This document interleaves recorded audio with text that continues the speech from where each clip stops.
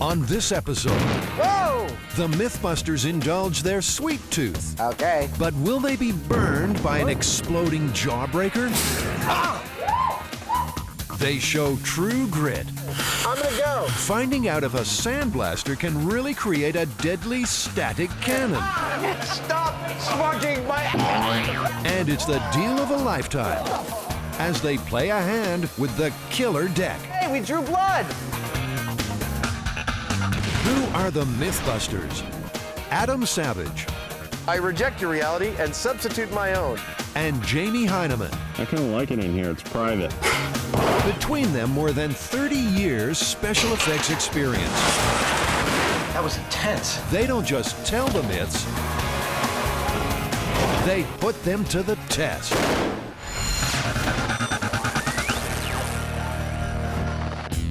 Jawbreakers. They're colorful, they're delicious, and they're fun. Are we doing an experiment here, or are we screwing around? But what could turn this simple candy into a potential bomb?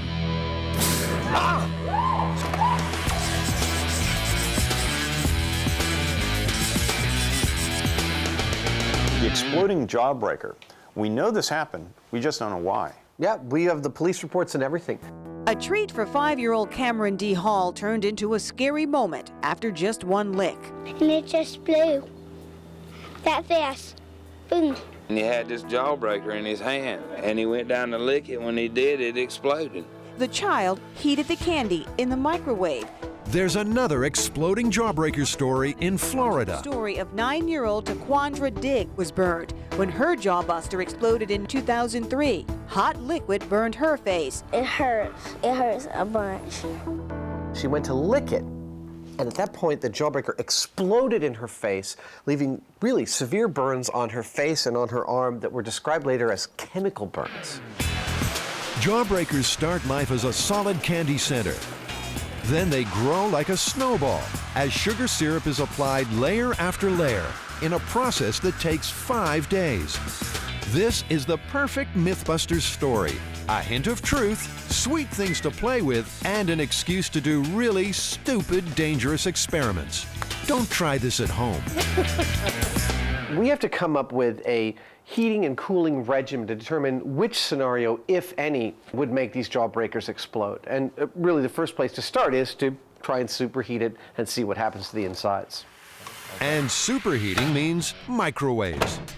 It's obviously a bad idea to put a jawbreaker into your microwave at home, but the Mythbusters are willing to do it for science. Look at that. God, look at that. There's a hole right in the side of it. When you're dealing with superheated sugar, Going hot. you don't take any chances. Nope, nothing explosive there. To suck through a jawbreaker this size could take 5 days. So Jamie and Christine use a shortcut to see what's inside. That's pretty. The first thing that I noticed when I cut this open is that there's a potential for a temperature differential. Temperature differential means a layer inside the jawbreaker could heat more rapidly than the hard outer shell. The layer would then expand, creating internal pressure and instability.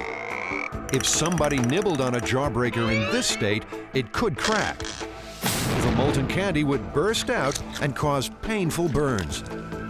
With the slightest, messing with it, it would go off like a bomb. The Mythbusters don't really want a mouthful of boiling candy. So Adam comes up with a toothy solution for Tari to construct. We have to build a fake mouth to chew on a gobstopper. Okay. We want it to be able to chew, which means the lower jaw will be the hinged part. The upper jaw will be fixed, Okay. like in the head. If you're building an artificial mouth, the first thing you need is teeth. Let's hope Adam's granny doesn't miss those dentures too much. As Adam plays dentist, Tari constructs a steel frame to support the test jaws. Anyone got any candy? The average human has a maximum bite force of about 170 pounds. This guy's not average, but our artificial mouth has to be. So, how do we measure its bite force? What I've done is I've hooked up this force gauge to this device, and this will give us an accurate reading of how much the jaw exerts. The digital force gauge measures and displays the peak amount of force applied to it. Hurts.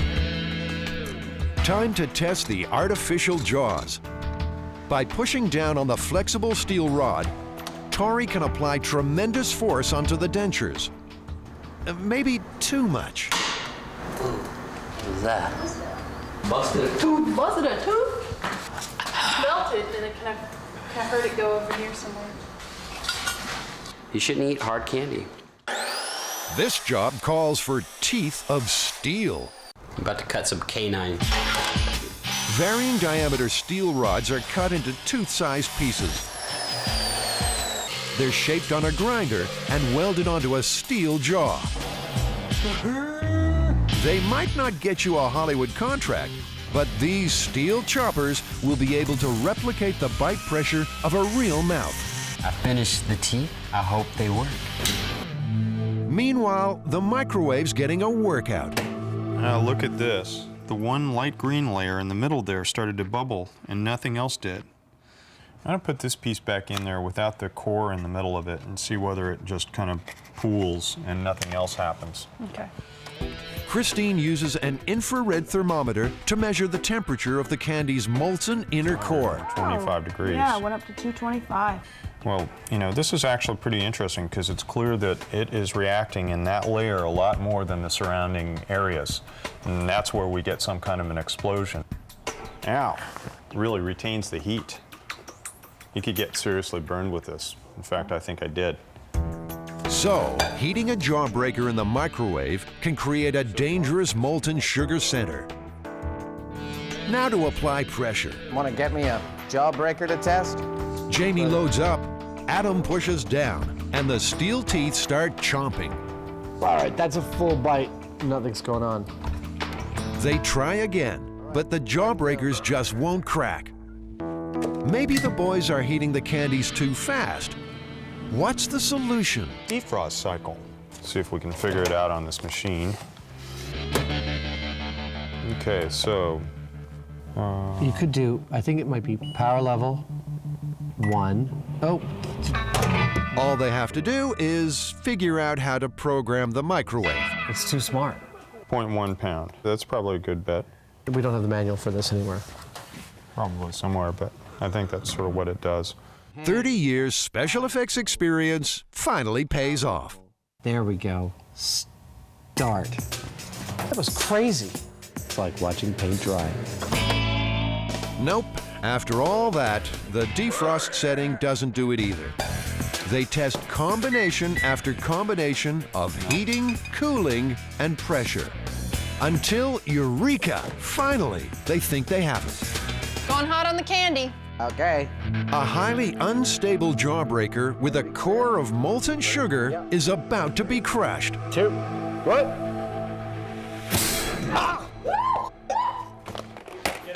Ice water over here. I got it on my arm. Christine's being hit in the face.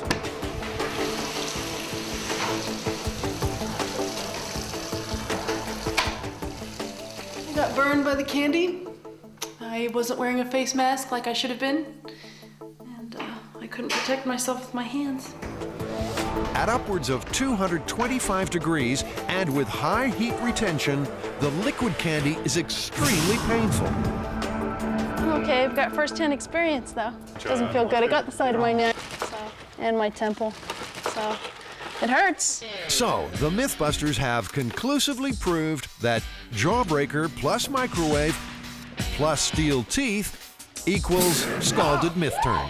And if you were a 5-year-old kid and this went off in your face, there's no doubt it would leave serious burns on you. It was very, I mean, I could feel it like 10 seconds, 15 seconds later. It wasn't cooling down. It's like napalm. It's very dangerous. For now, the Mythbusters will lick their wounds. But they'll take a few more bites at this myth before they're finished.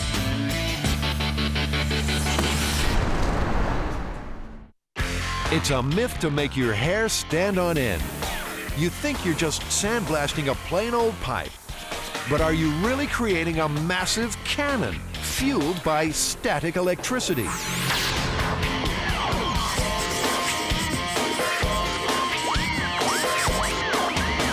This is a really cool story. Lots and lots of static electricity. Potentially lethal, yes. The story goes that there's a construction worker who's on a site and he finds a piece of 8-inch diameter PVC pipe. It's kind of messed up and he wants to reuse it on the job, so he drags it over into the paint area and begins to sandblast it with a large industrial sandblaster. What he doesn't realize is that builds a charge up on the pipe, and as he walks around the pipe to go get another tool, the pipe unloads all of its static electricity into him, killing him instantly, like a static cannon. A static cannon. What a blast. To test this one, the Mythbusters will need a length of PVC pipe, a sandblaster to build up a charge, a willing victim to get zapped, and a meter to measure the jolt.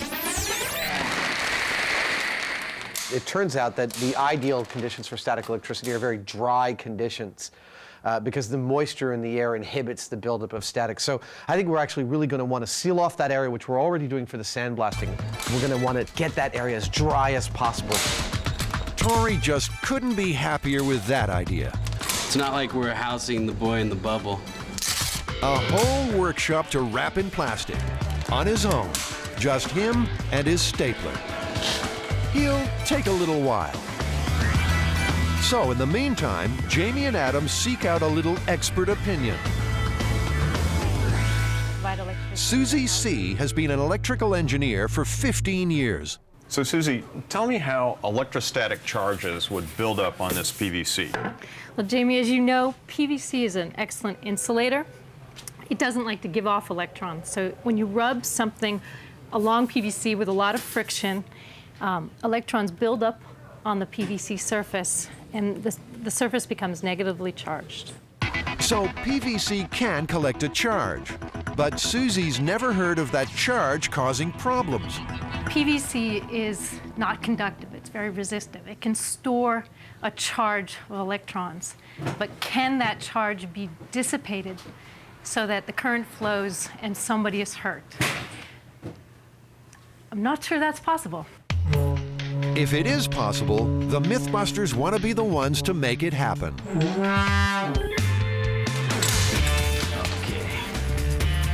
Back in the workshop, Tori's plastic tent is done, and they're spreading painter's desiccant. It draws moisture out of the air. Now, the pipe. Nothing like a little PVC overkill to get the sparks flying. Well, Jimmy, I see a problem right away with this myth. I mean, they said he put it up on jack stands, but the problem is we're trying to build up a static charge on something that's grounded to metal. Yeah, I agree. This wouldn't work at all this way. What they need is a little insulation inspiration. Best I can come up with is to put it on these glass blocks, so I'm going to make a brace to hold them like so. This is the size of the tube. Hopefully that'll work.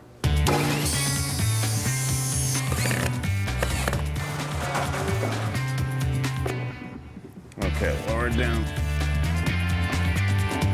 So the air's dry and the cannon's insulated. Now, who wants to be blasted with a fatal charge? Come on, hands up. I built this hand about 13 years ago. It was my first attempt at some type of animatronics. I just had some copper plate and some springs, and I put this together. So I think that this hand actually contributed to me getting my very first job with Jamie. I think he liked the animatronic aspect of it. He just knew it would come in handy again someday. The perfect stand-in. Better a copper finger cops the blast than Adam's own. I am being a little cautious with this rig. I don't know how much electricity it's going to generate. My thinking is it's not going to generate very much, but we've been surprised on Mythbusters before, and I don't want to be at the business end of a bad mistake. To load the cannon, they'll sandblast the pipe end to end. Jamie will measure the charge buildup on a voltmeter, and there's an ammeter in Adam's hand, connected to Christine's computer. After we feel like we've leveled it out to the maximum charge, you'll touch it with this, and Christine can tell us what the amperage spike is, and if it's, we can take a look and see if it's enough to actually cause some real damage. In cases of electrocution, the damage is done by the current flowing through you, measured in amps. You can feel 1/1000th of an amp, or 1 milliamp. Up to 5 will give you a little shock. Between there and 30 milliamps will be a severe jolt and affect muscle control. Getting beyond 50, it can affect breathing and heartbeat and can prove fatal. But can their static cannon produce a massive, fatal blast? Okay, I'm gonna go.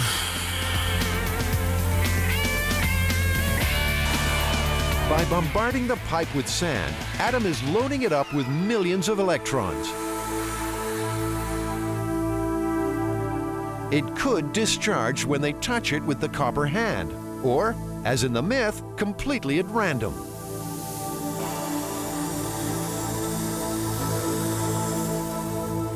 Let's see where it is now. Went back down again. That's like 500 volts. Something weird is happening. The static charge has actually dropped. This is a big piece of plastic, so we should be able to create a big charge. Why we're not at this point, I'm not so sure. And here's another problem. Adam's got gas, or at least the blaster does. Turn it off? Yeah, let's turn it off again. So here's the unit.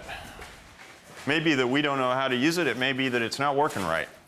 Not sure. It seems for blasting, there's the right sand, and there's the kind the Mythbusters bought. Yeah, it's catching in the nozzle. Okay. We've got hundreds and hundreds of pounds of sand meant for a kid's playpen, not for a sandblaster. Jamie doesn't really buy the whole gritty sand thing.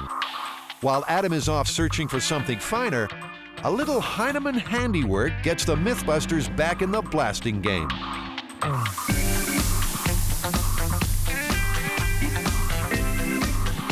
Jamie's done something right. This time the cannon is charging up. It got up to about 17,000 volts. 17,000 volts.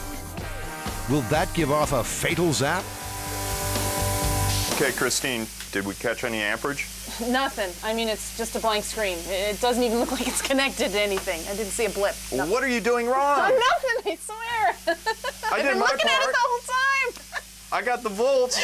Where's your I amps? can't help you.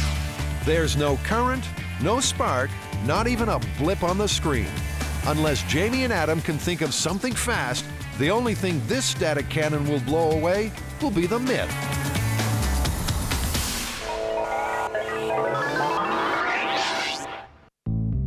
Adam is gambling with his life. You wimp. He is an apprentice before the master. Are you ready? I'm ready. This ain't old maid. It's the biggest deal of all when you're playing with the killer deck. This is real.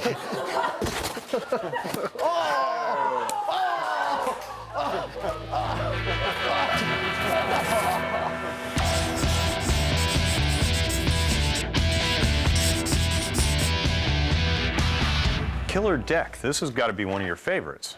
One of my all-time favorites, actually.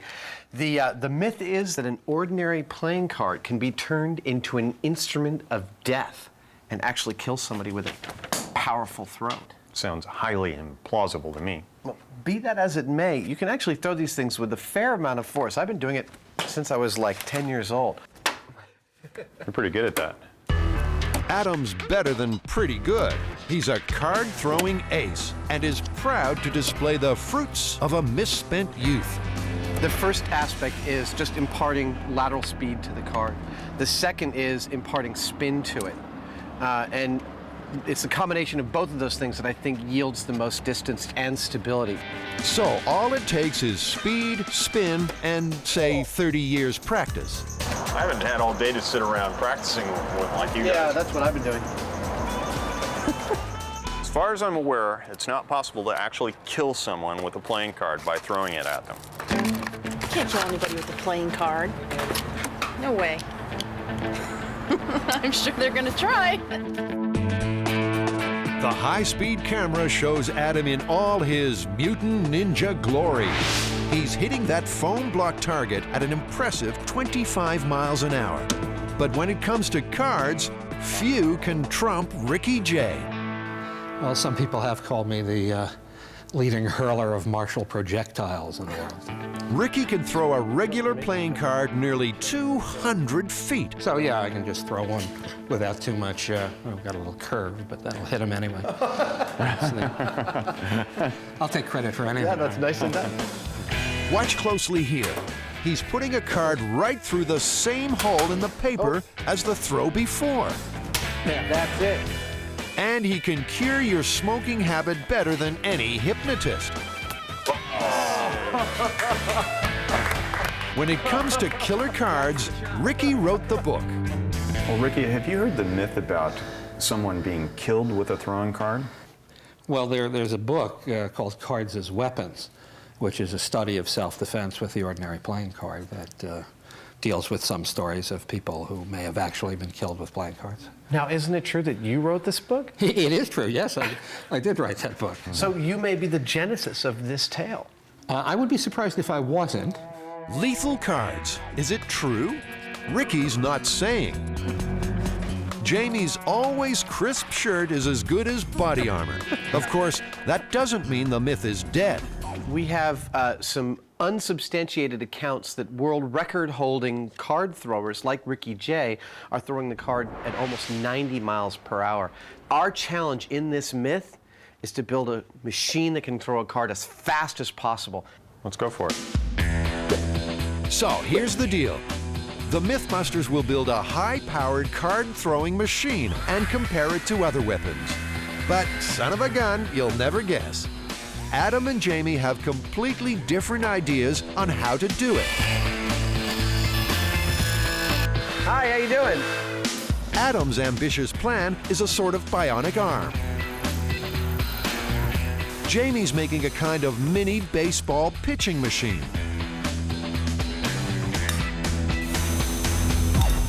Whenever an engineer builds something that's overcomplicated, that's the mark of an inferior designer. Simpler is always better. This pulls all the way back, comes like this, spreads, and the card flies out. It's complicated, but just maybe Adam's gizmo will work. That's actually pretty clever.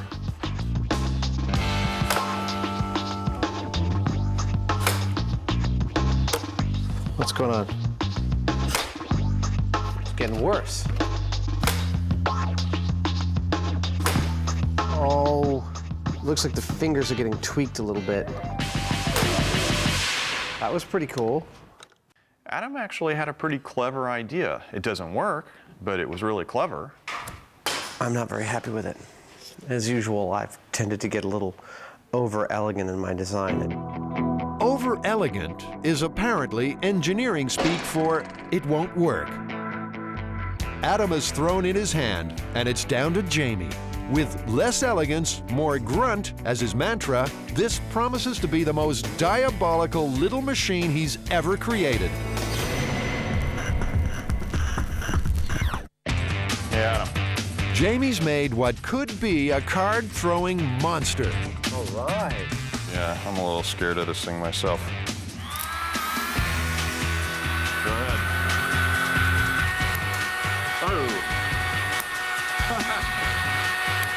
I'm tickled with my design, actually. You know, it came together really quickly. It's really simple.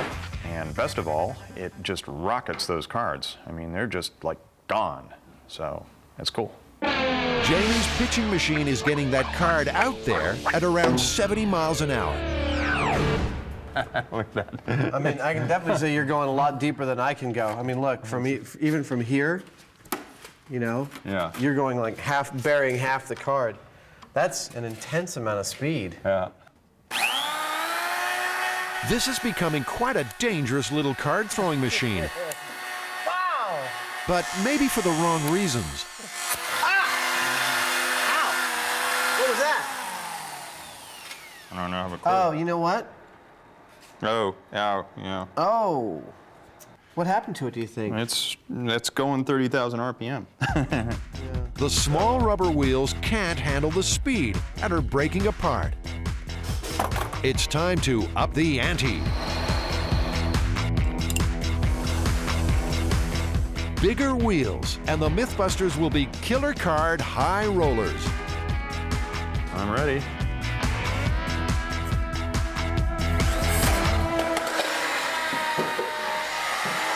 Pull the plug. That might be the fastest failure we've ever had. Whoops. I wouldn't have called that.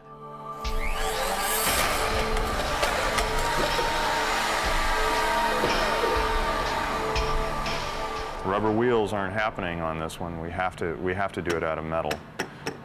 In fact, you know, I have some things that I can I'll bring you out right now to show you an example of what we can try.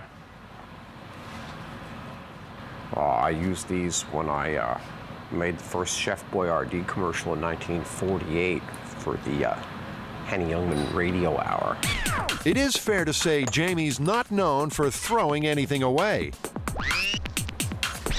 I'm not sure that this is the right one, but, you know, because it's a little too weak in there. We're going to have to make a metal drive wheel this time that hopefully won't fly apart. Even that, you know, we're playing around with some really high forces on this thing, and it just, it's scary. Of course, danger is the Mythbusters' constant friend and companion. And now they have a new toy, the mother of all card chuckers. All right, let's try that. Let's go. Everybody eyes open, we're spinning up a big, fast thing. Go.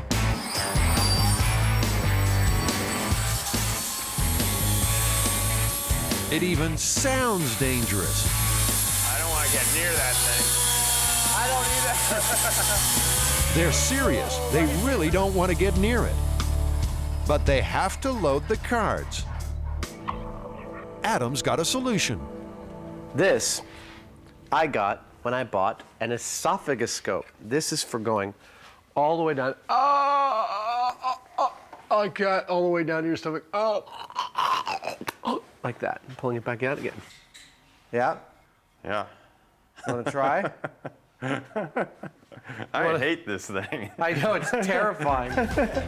You ready? Yeah. I'm ready.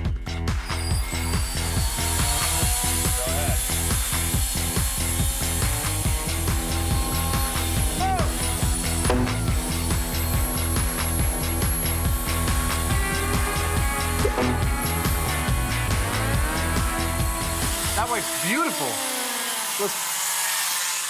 Oh my God. That's one that I did. Here's ours. Embedded like half the card. Well, we got to see what kind of speed that is. Yeah. The high speed tracks that card at a blistering 150 miles an hour.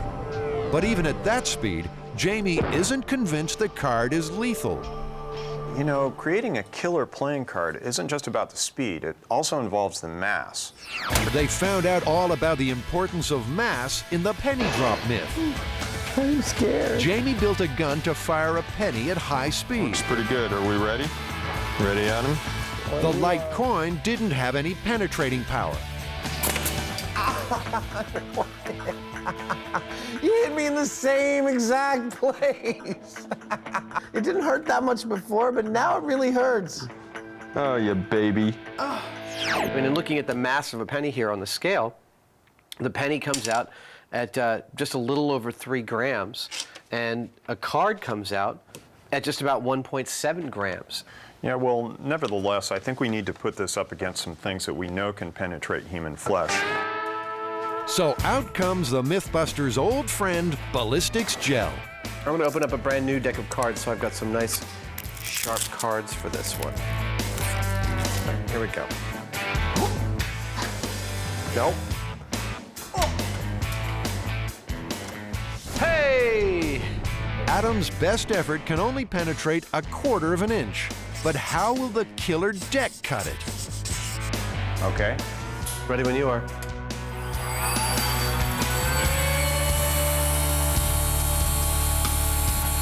There we go. That's a hit. Even at 150 miles an hour, the card only penetrates 1/2 inch. Now, what about a dangerous, but generally not deadly, pellet gun? The lead slug is traveling at around 350 miles an hour. and burrowed in 7 inches. And last, well, crossbows, anyone? That's pretty devastating. At 200 miles per hour, the heavy crossbow bolt has penetrated 20 inches. The Mythbusters have cashed their last chip. The fastest card they can throw lacks the penetrating power of even a humble pellet gun. Well, all that being said, Jamie, are you willing this time to put your body on the line and take a hit from the machine? Yeah, sure, I don't mind. Well, I think it's only fair to give Adam a chance once in a while to inflict some damage on me. So it's shirt off. It's so nice that Jamie's finally doing this instead of me. Eye protection on. Look at what a fine specimen of manhood he is for 83. Here we go. Jamie is putting his body where his myth-busting mouth is.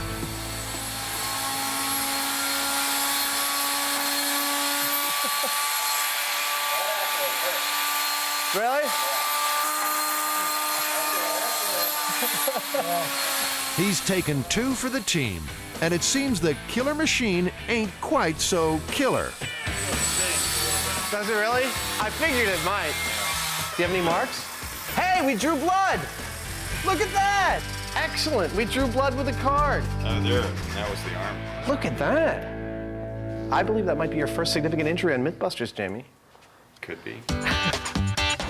So unless you can bleed to death from a nasty paper cut, it seems a killer hand will remain a figure of speech.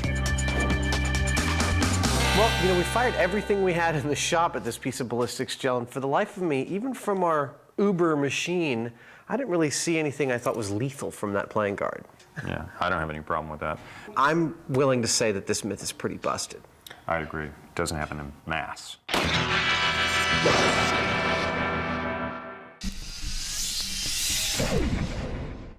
A treat for 5-year-old Cameron D. Hall turned into a scary moment after just 1 lick. And it just blew. That fast. Boom. It's the case of the exploding Jawbreaker. How can a common candy become a ticking time bomb? I can't imagine if a child got hit with candy like that was heated like that. It would be terrible. Well, Adam, you know, a microwave is clearly the best option for this kind of thing to happen with, because we know that it did in fact occur with a kid getting his face burned. Yeah, but Jamie, I really think we need to look at some other options that might have created some kind of explosion. And the first thing that comes to mind is a chemical reaction, where some part of the manufacturing process went awry and left a chemical that reacted with another chemical in the candy. And I think the prime candidate for this would be caustic soda or lye, which is often used in the cleaning of food processing equipment. Yeah, lye is pretty reactive. It's powerful stuff. So let's put that under some heat and see what we get. Okay. It's a highly unlikely scenario, but it is possible, and it may cause an explosion. How could a Mythbuster resist that? 4 samples are prepared. 2 contain caustic soda and ground up Jawbreaker. And 2 contain caustic soda and ascorbic acid, a common food additive, also known as vitamin C. Water will be added to one set of samples, heat will be added to the other. Nothing's happening at all. But Adam wants a kaboom, and he wants it now. Let's put him on high for 5 minutes. He did. He put it on high for 5 minutes. I discovered it's really effective for cleaning out the microwave in just a couple of minutes. Whoa! Wow! Okay, that would be, okay, stop. Wow, you've made like a burning cupcake. Oh, that was fun. That's spectacular. The dry caustic soda and crushed Jawbreaker mix proves highly combustible. Well, it produced a lot of hot ash. The caustic soda, ascorbic acid, and water mix also proves to be a surprise. Whoa, that's super hot. Yes, it is. I think we should take this last mixture of the caustic soda and the candy powder and put it at the same temperature the Jawbreaker was at in the oven under radiant heat. Okay. This will approximate a caustic soda contaminated candy being left out in the sun. Whoa! And the result is dramatic.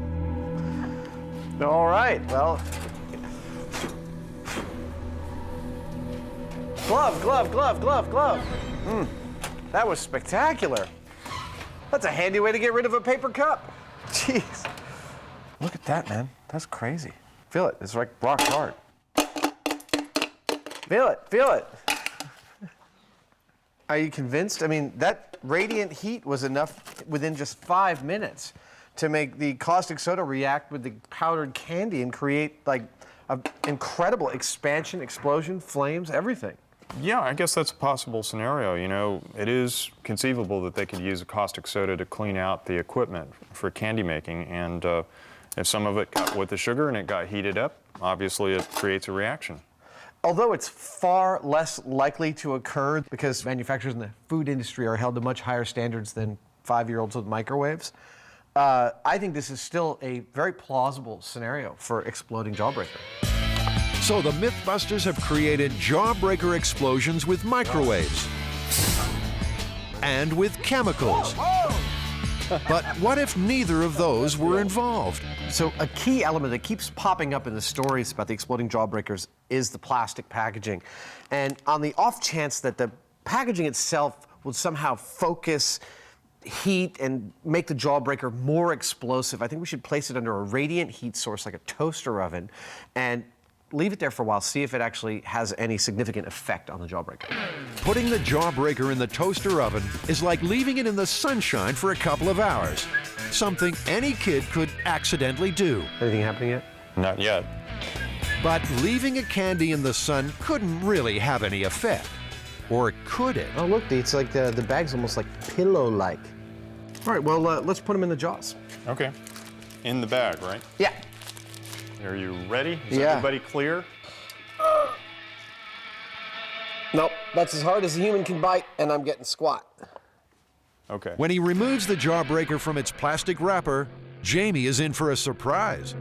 Well, actually, it is still hard on the outside, and it's molten in the middle. That's interesting. I never would have thought it would do that. I thought the only way we could get that was with the microwave. Well, under radiant heat, it got molten in the middle and stayed crispy outside. I think we've come up with 3 possible scenarios for candy destruction. There you go. This is confirmed, confirmed, confirmed. Maybe, but what about that other scenario? You know, the one about the evil, genius 5-year-old with a bag of gunpowder. It's kind of cute. Cute, but deadly. The Jawbreaker from hell. How likely is this scenario depends on whether or not you live in the real world or Wile E. Coyote's world. Because I can't imagine a child licking on a ball with a fuse that's going on it. This scenario doesn't really have anything to do with this, with what we understand happened in the stories. We're just doing it for fun. Let the fun begin. 3, 2, 1. Just chat amongst yourselves a moment. Nothing's happening. Can we get a fresh battery? Take 2. Okay, we're ready? Give a countdown, please. And 3, 2, 1.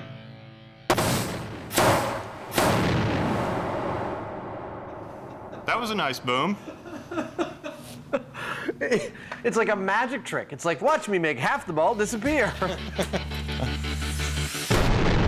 Well, that is an exploding Jawbreaker. I think we have examined every last way you could get candy to explode. And a few ways that they can't. That's it then. I mean, all our scenarios paid out and were possible. Myth totally confirmed. Confirmed, and as Christine found out, dangerous. Don't try any of these experiments at home. Like Christine, you could end up burned.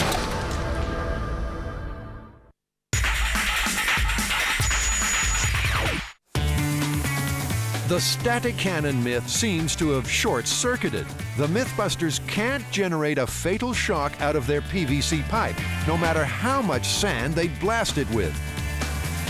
They need to find a way to create a much bigger static charge. And Jamie and Adam have very different ideas about how to do it. You know, I didn't get any satisfaction out of the last thing with the static cannon.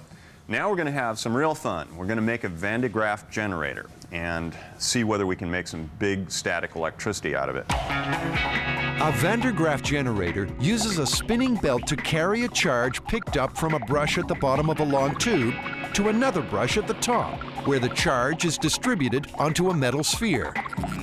It's a simple machine, but can generate in excess of 100,000 volts.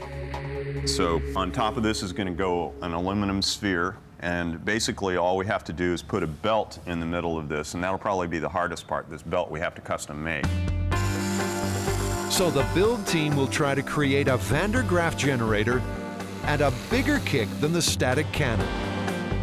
Scotty starts on the rollers for the belt. Oh, Happy New Year. The belt itself is Carrie's job. I'm trying to precisely cut this vinyl so that Jamie doesn't get mad at me. See whether they're actual. Incredibly, Jamie didn't have a huge metal globe lying around the workshop. They've had to order one in. The belt will be driven by a small electric motor. This is brass screen, which we're going to make into the electron sprayers. Those little fingers reach out and grab the electrons. They have all the components they need for the generator. And there you have it. Adam hasn't given up on that static cannon. He's got a hunch it just needs a helping hand to produce that fatal jolt.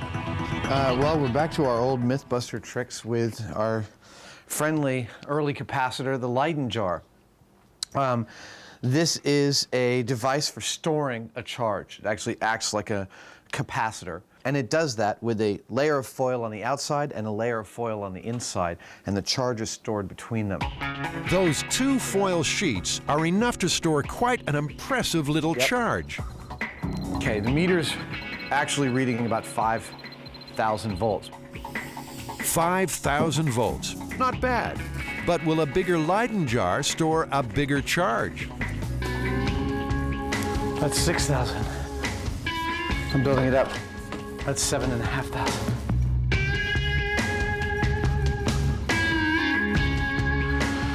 9,500. So bigger is better when it comes to storing static. And out in the workshop, there's a very big pipe indeed. Hello! Sandblasting our big PVC pipe didn't actually yield a very large charge, and it's mainly because we've been finding out through our research that PVC is actually quite poor at storing a high voltage charge. Part of the myth says that he was cleaning paint off the pipe, and I know that metallic paint is actually somewhat conductive. So I'm going to paint the end of this pipe and the inside and outside with a chrome spray paint to see if I can create, in fact, a modified Leyden jar, something that can actually store a charge and perhaps discharge it all at once out at the end. So the cannon is becoming a Leyden jar, one end sprayed inside and out with a metallic paint. The tape is a key part of the Leyden jar's construction in that the outer and the inner surfaces, the metallic surfaces, can't actually be in contact with each other. Only when they're close but not in contact are they able to store a small charge between them. This could prove a stroke of genius, or maybe it's just desperation. When the paint dries, Adam's pipe will certainly look more like a cannon. But that will mean nothing if it doesn't pack a killer punch. Back in the land of Vandergraph, the generator is coming together. Things are going well. Here's a sentence you don't hear too often on a Mythbusters build. Well, that was a lot easier than I thought it'd be. It's actually kind of scary. I'm a little concerned as to whether we could actually hurt somebody with this, because the only people that I know that have played around with these things have played around with little ones that you can put on a desktop. This is not a little one. Yeah, I have no idea what this is going to do. Let's find out. Go ahead and plug it in. Be ready to unplug it real quick. Okay.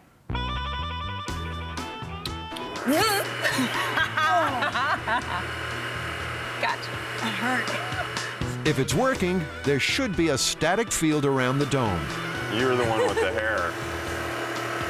Go do it. All right. Will this make my hair stand up? Oh. No! That was that long! Oh my God! I've had enough for one day. I want to go home. And now, for your entertainment, the oldest trick in the book. Adam, check it out. It's not working. I don't know what's wrong with it. That's our Vandergraph generator? No. Why not work? Why not work? We haven't figured it out yet.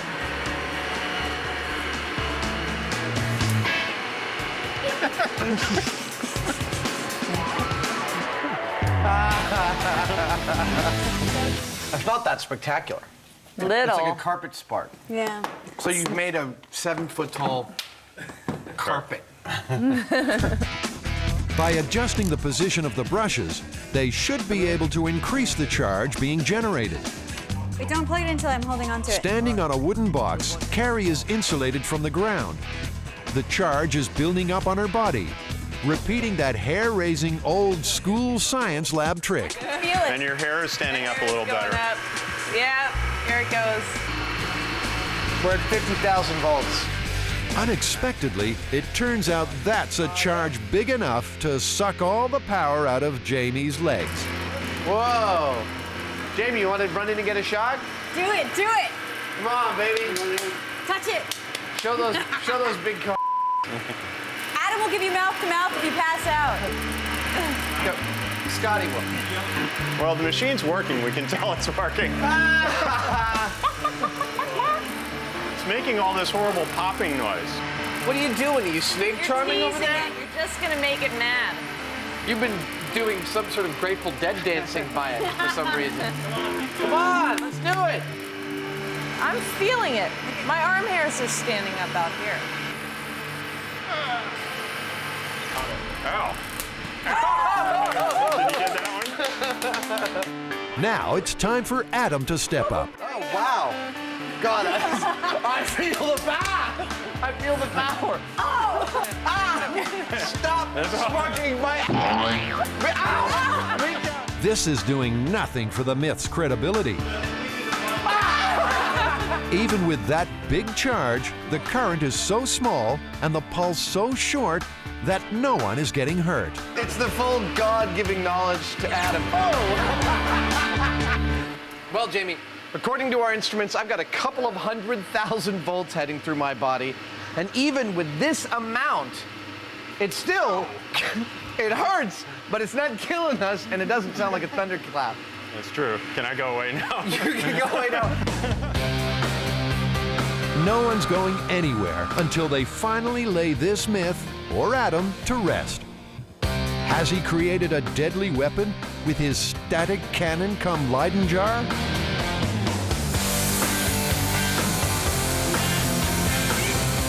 Despite the metallic paint, the charge just isn't building up. This is really sluggish. It doesn't really seem to want to go above 4,000 volts. All right, Jamie.